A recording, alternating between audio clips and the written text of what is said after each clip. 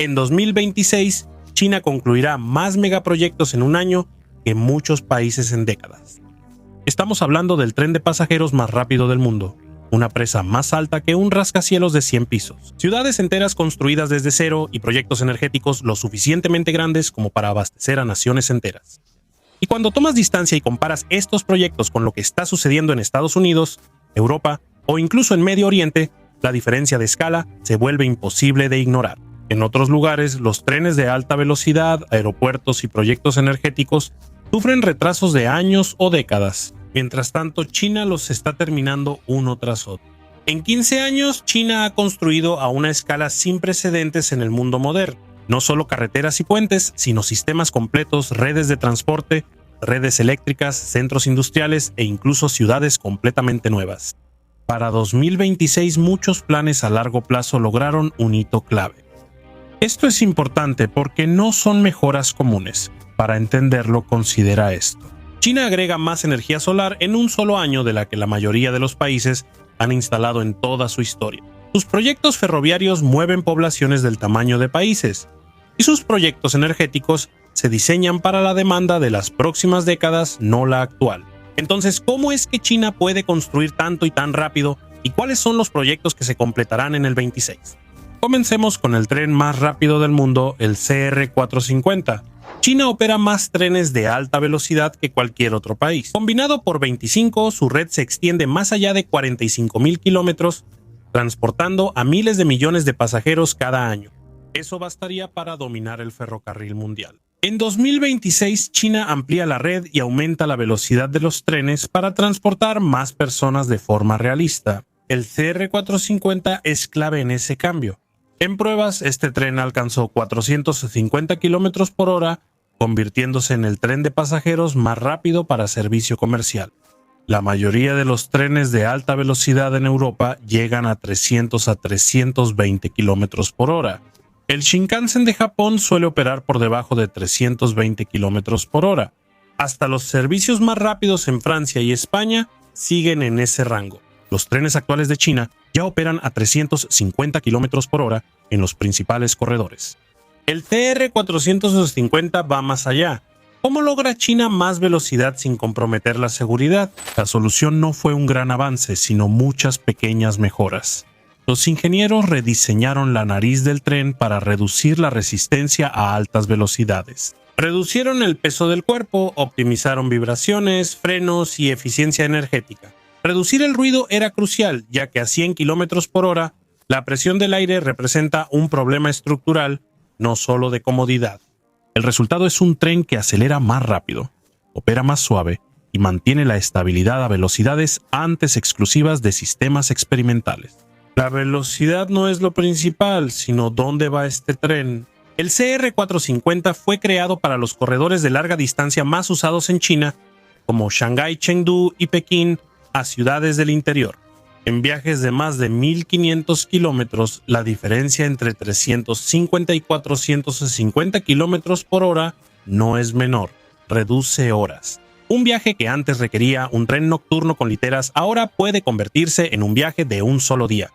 Eso transforma los mercados laborales, los viajes de negocios e incluso dónde las empresas deciden ubicar sus oficinas. Esto también plantea una pregunta válida. El tren de alta velocidad es costoso, con construcción de decenas de miles de millones de dólares por corredor. Algunas líneas ferroviarias chinas no son rentables, sobre todo en zonas poco pobladas. Entonces, ¿por qué buscar trenes más rápidos? Para China, el ferrocarril busca reemplazar vuelos nacionales, reducir importaciones de combustible, bajar emisiones y unir regiones en un sistema económico más allá de los ingresos por boletos. Cuando un tren iguala a los vuelos en velocidad y comodidad, los aeropuertos pierden demanda y las ciudades mejoran su conectividad sin ampliar pistas. En ese contexto, el CR450 no es un proyecto de lujo, sino estratégico. El tren de alta velocidad ha cambiado el transporte terrestre en China, pero los vuelos siguen siendo clave para largas distancias, comercio internacional y grandes ciudades costeras. El 26, uno de los proyectos aeroportuarios más ambiciosos de China, entrará en servicio. Ese proyecto es el Aeropuerto Internacional Jiangnan, hecho para Xiamen. Parece solo otro aeropuerto, pero los detalles cuentan otra historia. Yongan podrá recibir 45 millones de pasajeros y 750.000 toneladas de carga al año en su primera fase. Eso lo ubica junto a aeropuertos como JFK de Nueva York o Heathrow de Londres. No es una mejora de una instalación anterior, sino un aeropuerto nuevo, construido principalmente sobre terreno ganado al mar. ¿Por qué construir un aeropuerto en alta mar? Porque el actual en Xiamen está rodeado por el crecimiento urbano. La expansión ahí se volvió casi imposible sin causar graves conflictos de ruido, seguridad y uso de suelo. China optó por comenzar de cero en vez de forzar el crecimiento en un espacio urbano limitado. Los ingenieros levantaron grandes muros de contención, estabilizaron el lecho marino y crearon una isla artificial capaz de sostener varias pistas y un complejo terminal. Este enfoque replica el éxito de China en el Aeropuerto Internacional de Hong Kong, pero con ingeniería más avanzada y mayor automatización en la terminal. Chang'an prioriza la eficiencia, usando controles biométricos para el flujo de pasajeros en vez de pases de abordar manual. El manejo de equipaje usa sistemas automáticos de clasificación y la operación en tierra aplica IA para reducir retrasos en horas pico. Estas características no solo parecen modernas, también reducen los cuellos de botella laborales y aceleran los tiempos de rotación de las aeronaves. Pero la verdadera importancia de Chang'an va más allá de la comodidad. Xiamen se encuentra justo frente a Taiwán. Juega un papel importante en el comercio a través del estrecho, la manufactura, las exportaciones y la logística regional. Un aeropuerto de alta capacidad refuerza el papel y la estrategia económica de China en la costa de Estados Unidos y Europa. Los aeropuertos nuevos y grandes son raros. La mayoría de los proyectos amplían terminales existentes, pero suelen enfrentar oposición pública y retrasos. Proyectos como el aeropuerto de Berlín-Brandeburgo muestran que incluso países ricos pueden retrasar un aeropuerto. China lo aborda distinto. Cuando la demanda presiona a largo plazo, no basta con mejoras menores. Hay que crear capacidad anticipadamente y crecer hasta llenarla, aunque eso implica riesgos y altos costos en aeropuertos. Si el tráfico crece menos, las terminales poco usadas pueden ser una carga financiera. Algunos dicen que China construye de más antes de la demanda, pero sus planificadores apuestan a largo plazo. Aeropuertos como Xiong'an se diseñan para operar 50 años o más, no solo 10, y el transporte es solo parte de la historia. Porque en el mismo año en que China termina estos proyectos de transporte, también completa algunos de los megaproyectos energéticos más grandes jamás intentados. En 2026, China inaugurará una represa que redefine su magnitud. La central hidroeléctrica Shuangchengkou, ubicada en lo profundo de la provincia de Sichuan, se convertirá en la represa más alta jamás construida. Con 115 metros de altura, supera a un rascacielos de 100 pisos, por ejemplo la represa Hoover en Estados Unidos.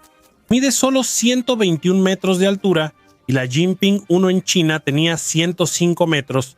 Incluso la más alta del mundo es más baja. No se trata solo de romper récords. Shuangjiangkou existe por su geografía, demanda energética y gestión de riesgos. El suroeste de China depende de la hidroeléctrica. Provincias como Sichuan producen mucha electricidad de ríos de montaña y la envían al este industrial. Las sequías recientes mostraron una grave debilidad. Menos lluvias causaron desaceleración industrial, racionamiento de energía y afectaron la cadena de suministro. Shuangjiangkou reduce esa vulnerabilidad. El gran embalse permite almacenar agua en lluvias y liberarla en sequías, estabilizando la producción eléctrica todo el año. Una vez que esté completamente operativa, la presa producirá aproximadamente 1000 megavatios de energía, suficiente para abastecer a millones de hogares. Pero construir una presa de esta altura genera sus propios problemas. El sitio se encuentra en una región sísmicamente activa.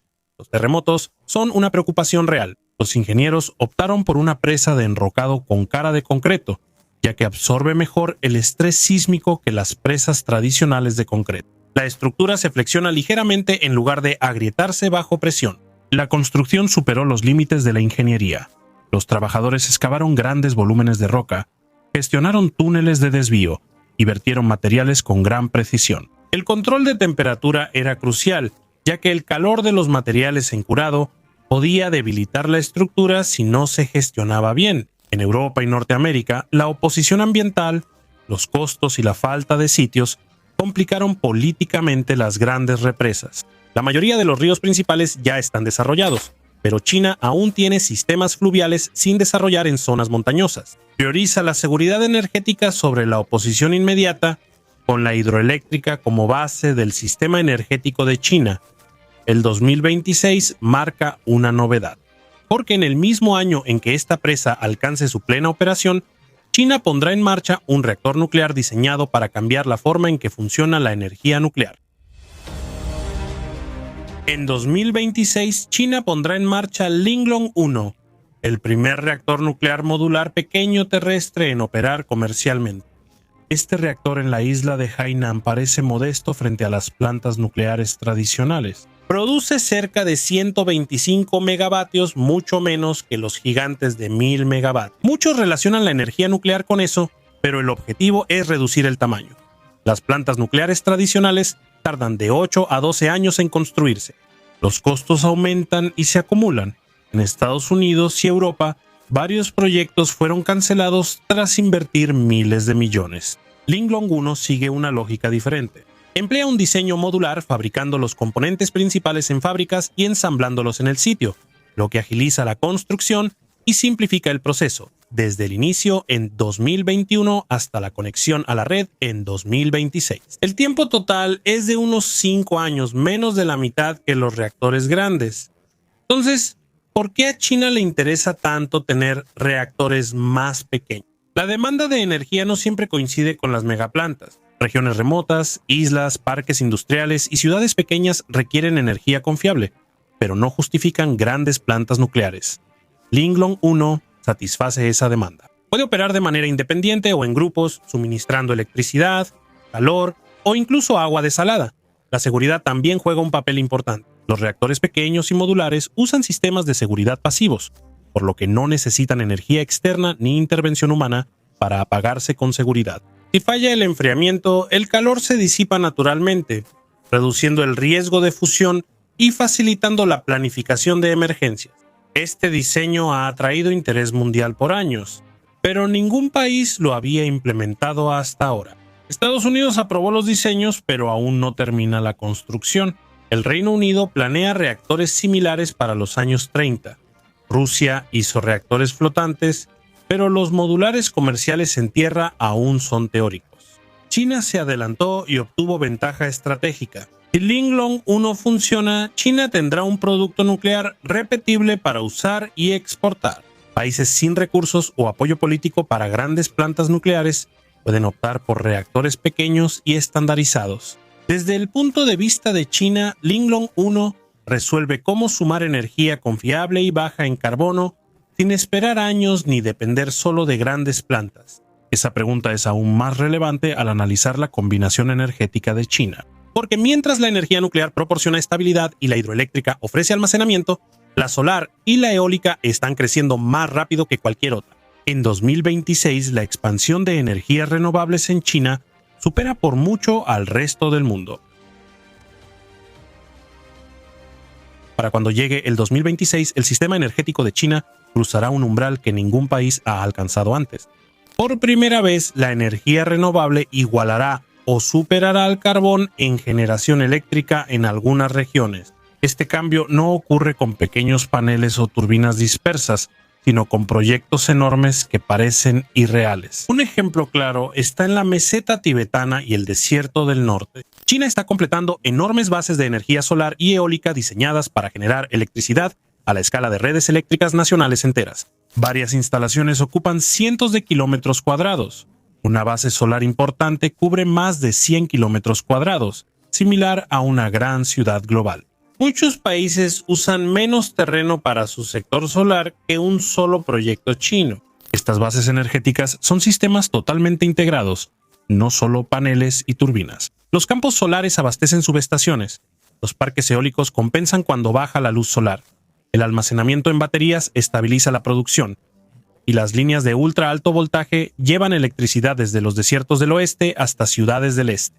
Esto último es clave. La población y fábricas de China están en la costa, pero sus mejores recursos renovables en el interior. China construyó la red de transmisión de energía de larga distancia más grande del mundo en vez de plantas cerca de las ciudades. Varias líneas UHV funcionan a 1100 kilovoltios, nivel poco usado fuera del país. Cada línea puede transportar tanta electricidad como varios reactores nucleares con bajas pérdidas a largas distancias. Este enfoque resuelve un problema que frena la expansión de las energías renovables. En EE.U y Europa, los proyectos de energías renovables suelen detenerse porque las redes no pueden transportar la energía necesaria. Las aprobaciones para transmitir tardan años y la oposición local frena nuevas líneas. China evitó esto planificando generación y transmisión juntas.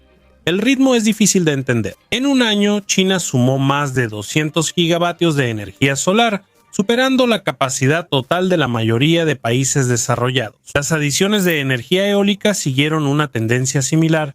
China construye renovables anticipándose a la demanda, no rezagada. Espera que el uso de electricidad aumente a medida que el transporte se electrifica. Los centros de datos se expanden y la industria se aleja de los combustibles fósiles. La energía barata atrae fábricas, la estable centros de datos y la limpia reduce la dependencia de importaciones. Y cuando se combina con la energía hidroeléctrica y la nuclear, las energías renovables dejan de ser una opción de respaldo y se convierten en el sistema principal.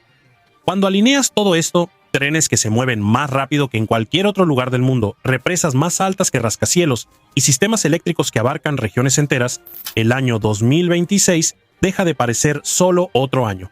Parece un punto de control. La mayoría de estos proyectos no comenzaron recientemente, fueron aprobados hace años, financiados durante ciclos de crecimiento anteriores y construidos en paralelo. 2026 es cuando esas largas líneas de tiempo convergen y dan resultados. En muchos países, la infraestructura se retrasa por regulación, política o decisiones fragmentadas. Los proyectos tardan décadas o no se hacen. El enfoque de China intercambia flexibilidad por ejecución, acepta un mayor riesgo inicial para asegurar la capacidad a largo plazo. Si lo ves como control o previsión, depende de lo que pase después. Esa es la historia de los grandes megaproyectos de China que terminarán en 2026. Ahora quiero escuchar tu opinión. ¿Cuál de estos proyectos crees que es más importante a largo plazo? ¿Y ves este nivel de construcción como una fortaleza o un riesgo? Déjanos tus comentarios abajo.